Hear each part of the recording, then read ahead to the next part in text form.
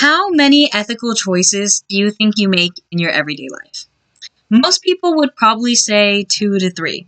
But what if I told you that you were most likely to make hundreds of ethical decisions every single day, and most people aren't even aware of it?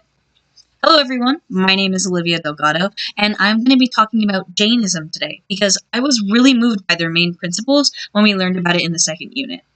From the moment someone following Jainism wakes up every morning, they are constantly taking the extra step to be proactive about the decisions they make in their everyday life. This includes what they eat in a day, what they buy, how they speak to others, and even how they think about certain things. First, let me give a little recap on Jainism in case some of you need a refresher.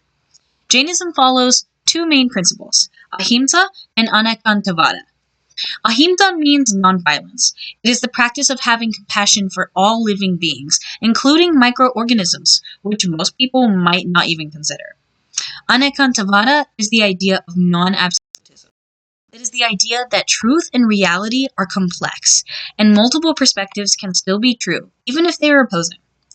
These practices may seem basic at first glance, but when you really take a step back to think about all the actions you take in a day, you will see that Jainism takes a lot of patience and practice, but brings so many benefits as well. The first thing I would like to talk about is the Jainism diet. Seeing as Jainists live a peaceful life and do not bring harm onto other living creatures, they are very careful about what they consume. Jainists are strict vegetarians, with a lot of modern-day Jainists being vegan due to the harmful factory farming industry. They do not fish or eat eggs because it harms a living soul.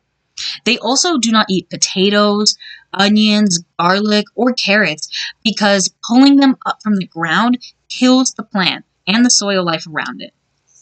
Some Jainists will even avoid eating after sunset to avoid harming insects that might be feasting on the food.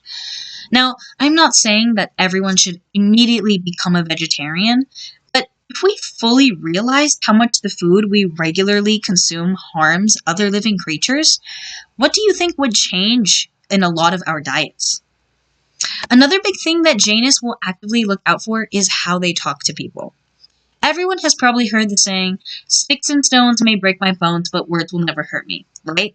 However, most Jainists would likely argue with that, saying that words can hold a powerful meaning for a lot of people, and saying the wrong thing can bring a lot of harm to someone. Think back to any time you might have left a hate comment on an online video, or took a jab at someone at their expense, or even gossiped about someone at school. These small actions might not seem like a big deal to most, but to a follower of Jainism, they are actively going against their ideals of nonviolence. I personally think this is one of the hardest habits someone can learn. Not because people are inherently rude or selfish or anything like that, but because the world we live in made it seem like such a normalcy to be divided and argue with those who we don't agree with. Along those lines, Jainists are also very careful with their thoughts and feelings.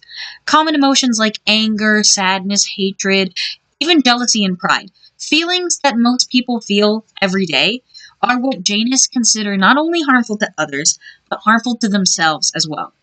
Now, obviously, thoughts and feelings are very hard to control. And it is not like Jainists have perfected the art of not feeling those negative emotions. But relying on meditation and therapeutic practices helps regulate and control those thoughts so that they can be more understanding and spiritually aware. Even if someone is good about holding their tongue and being kind towards others, disregarding the need to be kind to yourself is just as damaging. Buildup of these negative thoughts can keep someone from living a happy and fulfilling life. This is the emphasis of needing to have kind thoughts to all living creatures, including yourself. While some of these principles may seem a little simple on the surface, what I find most interesting about Jainism is that it doesn't save its ethics for life's biggest decisions. It is instead found in the small actions that we take for granted in our everyday life. It treats our ordinary moments as opportunities to be more caring and compassionate towards others and ourselves. I think most ethical philosophies will lead us to big and difficult questions that revolve around things like lying, sacrifice, or something else extreme like that. But sometimes those hypotheticals are just too unrealistic or too hard to deal with. Jainism helps us stay grounded and focused on the present and how we can do our part in making the world a better place every single day. If you want a challenge, try living as a Jainist for 24 hours and see how many differences you make from an average day. I think you'd be surprised to find and see that there are a lot of differences. But regardless of if you try or not, I think that Jainism is a very interesting subject that many people would benefit from learning more about. I hope you enjoyed.